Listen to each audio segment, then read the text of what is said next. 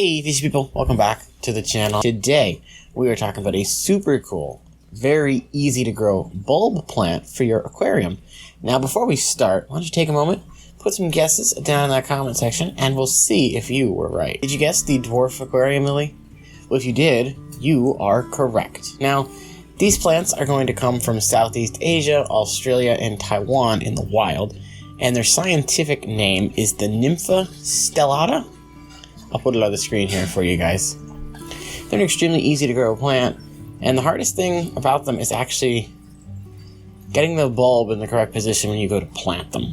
And we will talk about that in a few moments here.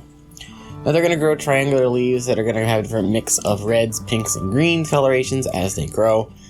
They look like small little lily pads inside your tank, so they're really cool. They also don't require any crazy tank things like other plants do. Temp-wise, you got a good range of 72 to 82. Most of us are going to keep our tanks there anyway. pH range, 5.5 to 7.5. Again, most of us are keeping our tanks in that range anyway. And they want a medium to a high light for about 8 to 12 hours a day. I use what I would consider a moderate light, and I keep mine on for 8 hours, and it grew fine. Now when it comes to planting, as mentioned before, the bulb is the hardest part. You're going to want to plant the bulb about a quarter to a third of the way into your substrate, but you don't want to bury it completely, because you bury the whole thing, it will rot, similar to a rhizome plant. Most of the time when you get these, you're going to see some small roots coming off of them. That is the part you want to plant. If yours does not have roots, worst case, after a couple weeks, if you notice no growth out of it, pick it up, flip it over, plant it again, and you should be okay. They also don't require anything crazy additionally, like a CO2, a liquid fert, or a root tab like some other plants do.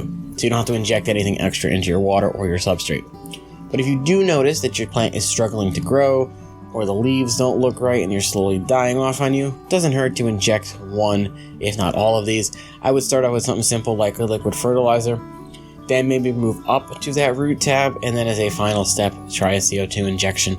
I wouldn't try all at once because it might overwhelm the plant. So start with one and go up. You could even try a little higher light or a longer period of light and see if that helps too first. And an interesting fact about these that most people, at least that I've seen, don't really tell you when you're purchasing these, is they will occasionally have a dormancy period where they're going to die off their root, their shooters and their leaves are going to die off, and they'll go into a dormancy period for a little while and then they'll start growing new.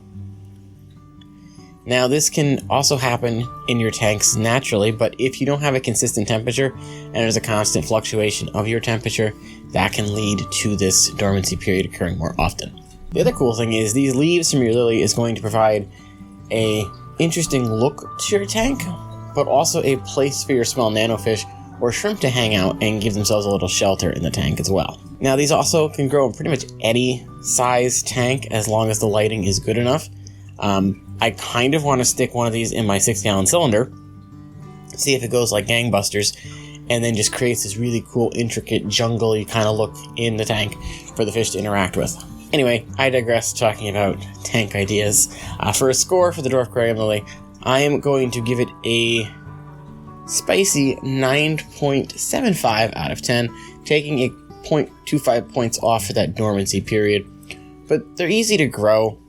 They're going to provide a cool pop of color in your tank and give you an awesome, different kind of texture that you wouldn't get from a normal plant. As always, thank you all so much for watching the video. If you're new here, find yourself coming back on the regular, maybe hit that subscribe button, leave a comment down below, let me know your experience with these if you want to get one, if you've not owned one yet. And of course, leave a like on the video, and I will see you guys in the next one.